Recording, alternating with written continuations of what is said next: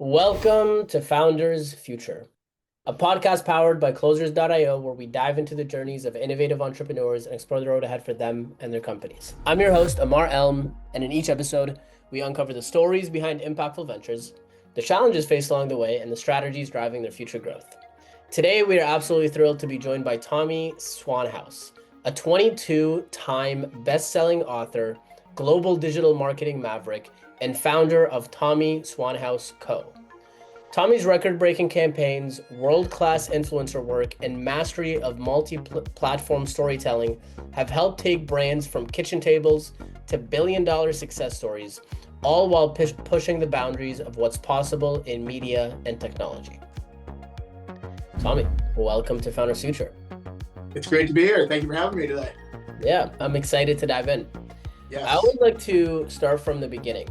So can you take me back to before you started your marketing company? What were you doing beforehand? And then what really motivated you to start the company? Okay, great question. So I've been an entrepreneur since the age of 14. I started my own landscaping company then, and it was called Weed Wizards. And we picked weeds from the garden because you have landscapers and they don't like to pick the weeds. They plant the gardens, redo the gardens, but you need someone every day to pick the weeds. So that was our niche. And I went to Duke. After that, I started the media and worked my way up from an assistant to an executive producer. I sold my first TV show when I was 25 years old to the Learning Channel. It was the most expensive show that they bought at the time. They bought 12 episodes on the spot. They loved it. And long story short, what happens to these networks, they decided to change and get rid of their top shows. They want to become more of a women's network. So they canceled a lot of their shows. But yeah, made 12 episodes, a great series. It's about a family in Texas that runs a wrestling league. They do everything from clean the bathrooms to write the scripts to actually wrestle in the matches. They're like a modern day Brady Bunch. The mom came to marriage with 3 kids. The dad came with 3 kids. And so that was the real beginning of my career as an entrepreneur, of seeing success. And so after that, I started a company with my 2 brothers, and we created what was declared the first success on the mobile platform. Nice. So this is back in like 2007. So your mobile phone was not able to stream like it is now. It had to progressively download. It took forever to watch something on your mobile phone. And so things had to be done differently. So you still optimize the user experience. And so we were the first to figure that out. And we did a series for Playboy that was non-nudity, that appealed to females and males 18 to 25. And we created this whole series about interns. We partnered with AT&T, won all sorts of awards for it. Jay Leno talked about it. And we were the first to really figure out how to utilize the mobile phone for content. Wow, that's huge. So yeah, so it was a really exciting time. And we were working with a very innovative brand that likes to push the boundaries as is. So it was great. I then decided that I couldn't figure out, I come from a film background and used to work at an intern like Miramax and those types of places. And there are all these great films every year. There are 30,000 films that are made. And these are high quality films. These are big budgets paid for by governments, because film is an extension of culture and all that. And I created what was declared one of the first streaming platforms. Okay. So this was years before Netflix and Hulu. Wow. I figured out how to enable your phone to stream like consistently. No one really knew how to do that at this point. It was still the progressive download. So I figured out how you could watch it in the palm of your hand, in your car, your backyard. And what we did is we featured high-class, great films from all over the world. And so we went from 0 market share to 110 countries. Wow. In 2 years in 26 different languages. So YouTube was a partner with us on that. We had one of the best streaming companies was a partner. And it sounds great, right? It grew so fast. But what comes with that is more expenses. And if you're raising 50,000 to 50 million, it takes time. And everyone wants to see the same paperwork, same decks, the pitching, all that. And raised money and all that. And it came to a point where my wife was pregnant at the time and I was working nonstop. But I loved it. I worked through the night. It was like putting a puzzle together, trying to get all these pieces to line up so everything is perfect, from the content to the technology to all that. And I reached out to one of the largest satellite companies, DirecTV actually, and I said, reached out to the CEO, and I'm like, hey, this is the deal. I either need to sell this or get a huge investment, and I would like, this fits well for what you guys need and what the future is and all that. And you could just step right in. And I go in the next day and meet with the executives, and they're like, we could buy you and you'd have to work for me. And he's, I don't know if you would like that. And I'm like, no, that'd be awesome. You seem great. He's like, or we can invest in you and use your content and all that. So I walked away and I was like, this is great. But my wife is putting pressure on me. When's this going to happen? And these deals can take years to go through. Yeah. And I made one of my hardest decisions in my life. I put my family first, my son, and I had to walk away from it. Wow. Yeah. And all the work and all the crazy nights of figuring it out and the money and all that, I had to walk away from it. So I picked up and moved to Little Rock, Arkansas. So I was in the north before, like New York, Connecticut area.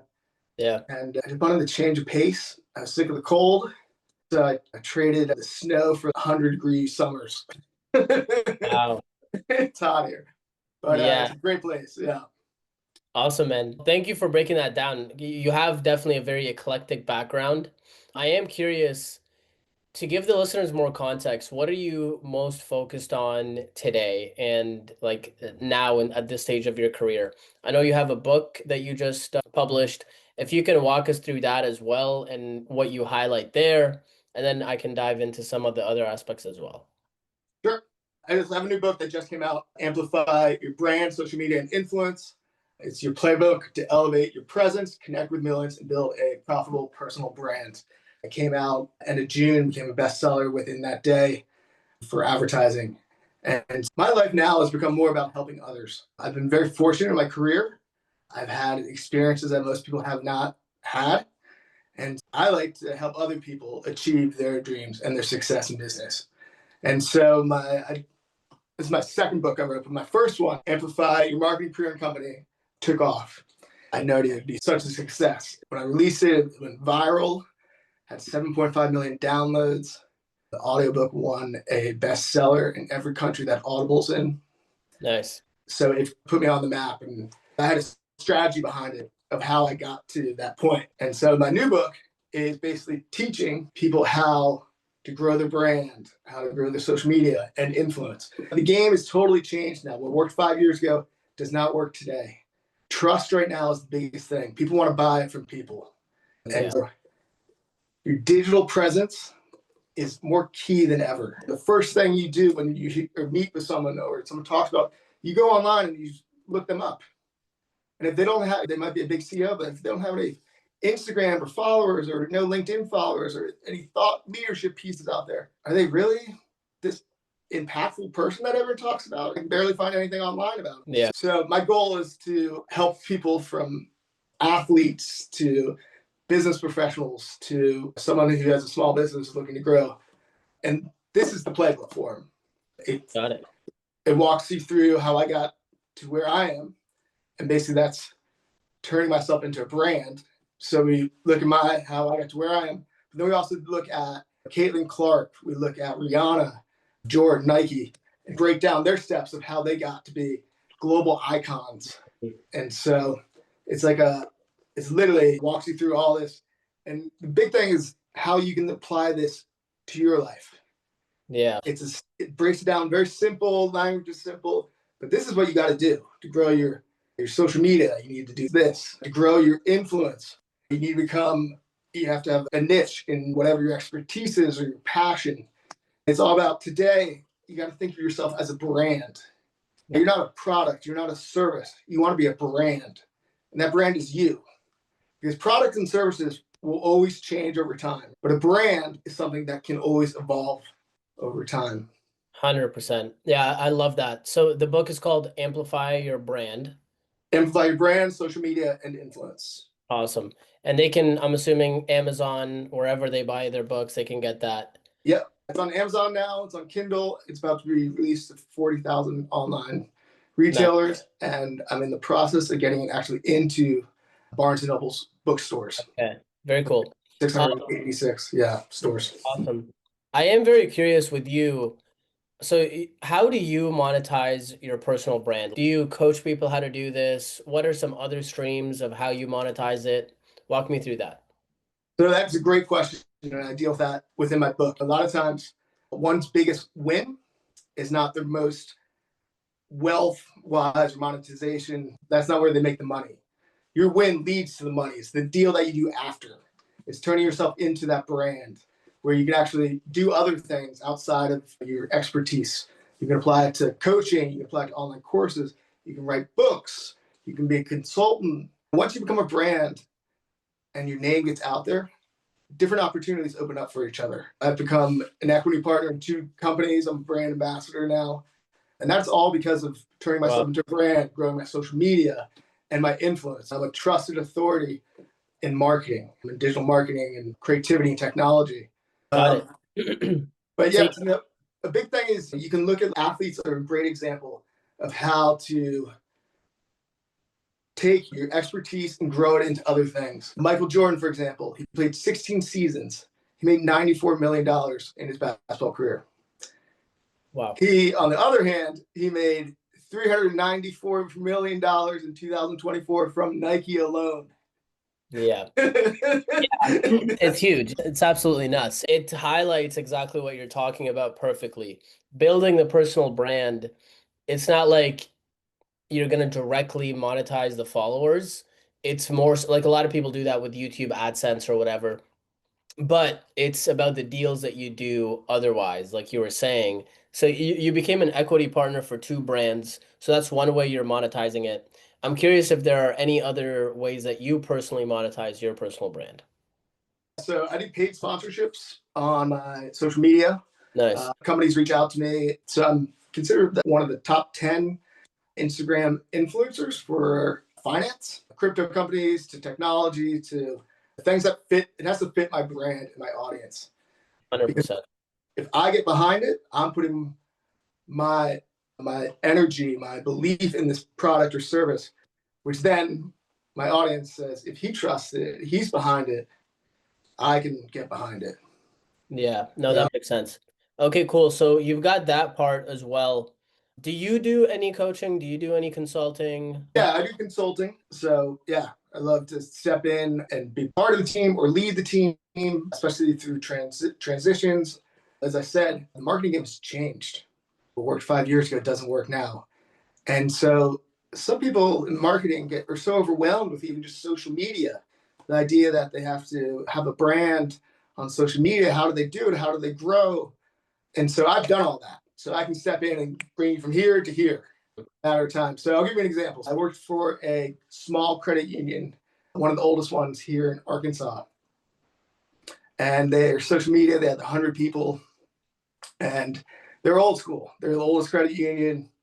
But they knew they had to step up. Like everything's changed. They're like, we need social media. We need to be out there. We need this and that. And so within a year and a half, I took this small little credit union that had 100 followers and turned them into a top 25 social media credit union in the world. US Navy was one. And our Instagram, I turned into the #1 Instagram for credit unions in the world. US Navy was 2, and we were 1. US Navy has billions and billions of dollars. We're just a small little credit union, but we're able, through my strategy, we're able to compete with the base and best in no time. Huge. That's very that's impactful. When you think of the future from a personal perspective, from a personal and professional perspective, what are some goals that you have for yourself over the next, let's say, 1 to 2 years? Are you looking to grow any certain companies? Are you looking to write any more books? Like, what are you really aiming towards for the next 12 to 24 months? I'm looking to write more books. I also want to take a company public. One of my goals is to be part of a company that goes public. So that's one of my things. And I'm just looking to help more businesses, brands grow and bring them up to speed of what's going on. When AI is game changing. If you're not, you can pretend like it's not there, but all of a sudden you're going to disappear off the map if you don't start recognizing all of it. Just transforming companies to able to compete. So what kind of companies do you like to work with? I like to work with more brands. Like I love to turn, as I said, it's not about your product and service. It's about turning that company into a brand. So it's great to work with iconic brands like Pepsi or Playboy, but it's also fun to work with a small company that you get to create the brand. Like that is fun. Or maybe they have some brand, but it's not really established, and where you get to define the brand and the future is very exciting. Are there any specific industries that you like to focus on or not really? So right now I'm doing like beverages, a company called Glow I'm working with. Nice. It's Kylie Jenner's company. It's like premium hydration. It's all natural, it's super healthy. It's great. That's a very fun company because you have a physical product that you sell and you see the return on investment. But I also am big into tech and infrastructure. I enjoy that also a lot. Okay. But yeah, so I'm open to all different industries. My big thing is the concepts that I use can be applied to all industries. You know, the That's marketing. huge. Yeah. I'm curious if you could go back in time to when you were first starting your brand, would you have changed your approach now that you've gathered so much information and data around what truly works? Would you have changed your approach in the beginning? Might I might have brought in capital first instead of I've funded most of my own companies. Like I've rolled one success into another company and that becomes a success of rolling it. But I think it would probably be smart if I brought the capital in first so I could build a true infrastructure instead of building something that's constantly being tweaked and trying to raise money along the way. It's too many things going at once. So I would bring in capital first to build a reliable infrastructure and team instead of doing it as I grow. Yeah. What advice would you have for people that don't have a personal brand? They see the power of it and leveraging social media, their influence, etc. What advice would you tell those people that are just starting off in 2025? Aside from obviously getting your book and going through that, what else would you tell them in terms of the first initial steps? I would say it's in my book. Sit down and think about what you enjoy. What is your purpose? And once you find your purpose, then you find your mission. And then you go from there. I'm an inspirational, aspirational brand, and that is who I am. But if you're going to start off, right now, if you are a fitness coach, right? You just can't be a fitness coach as a brand. You need something more niche to stand out because we already have great fitness coaches, right? Or life coaches. So you could be the fitness coach who does 20-minute workouts in less. So your niche is these 20-minute workouts that people can do. And you need to, I like to say, in order to have a friend, you must be a friend. So you need to start networking and reaching out and with other people on social media. They're experts in every industry. You have to start commenting on their stuff. You don't need to put them down. You can compliment them. No one, you don't need to troll them. Everyone hates trolls. That's the last thing you want. But you just have to put the time in and you have to define who you are and what you want to be and stick to that. And there's a process of becoming a brand and it's achievable for everyone. But you just have to take that first step of saying, I'm going to become a brand. Because most things in life, you don't take, everyone has ideas. I'm going to do this, I'm going to do that. But if you don't execute, it's just an idea. And someone else is going to take your idea and go do it. And you're going to be like, oh, I had that idea. Yeah, great, but you didn't do anything with it. Yeah. That person actually took that idea and executed on it. 1000%. I completely agree. What is that phrase where, the richest place in the world is the graveyard, full of dead ideas that never came into fruition? Yeah, that's totally true. I have not heard that, but I agree with that. That's good. So I paraphrase a little bit, but it's something like that. I am curious now, what is the best way for people to follow you for more, to work with you? What does that look like? Sure. So I'm all over social media. Tommy Swanhaus is my brand. So just Tommy Swanhaus, Instagram, Tommy Swanhaus. I have 3.2 million followers on Instagram. I'm on LinkedIn. I'm on every platform. My website is tommyswanhouse.com. Just Google me and I will come up. And also my email is just tommy@tommyswanhouse.com. Awesome. Are you seeing the Tommy Swanhaus is everywhere? Yeah. There you go. My algorithm is just house. H-A-U-S, not the house. It's the German spelling. H-A-U-S. Swan, H-A-U-S. Yes. And I will reach out. I will connect with you. I missed one email from someone in Australia that emailed me, and they were looking for advice, and I just got overwhelmed. I missed their email, and I finally reached out to them. And they're like, Tommy, thank you for reaching out. I thought you did not like my idea. And I'm like, well, I thought your idea was great. I just got overwhelmed. I just got so many emails and all that. So I apologize. And he's like, oh, man, you really put me down by not answering me. Oh, man, it hurt me so much. So I will get back to anyone who emails me. And I'm always looking to grow and collaborate. And no project's too small, no project's too big. So I'm here. And I love working with people and helping them succeed. That's my mission. Awesome. Tommy, thank you so much for your time. Yeah, great. Thank you for having me. Check out my new book. It is on Amazon now, and it will be all over shortly. But it's great to be on. I love the show, and I appreciate it. Awesome. Have a wonderful rest of your day. You too. Bye. So that wraps up another inspiring episode of Founders Future. To our listeners, if you enjoyed this episode, make sure to follow Tommy Swanhaus on all platforms. And if you are a business owner, specifically a coach, consultant, or agency, and you're really looking to scale your business and you want to enhance your sales and marketing efforts, visit closers.io to hop on a call with our team and discover how we were able to go from 0 to $30 million per year in less than 3 years. Until then, keep on climbing.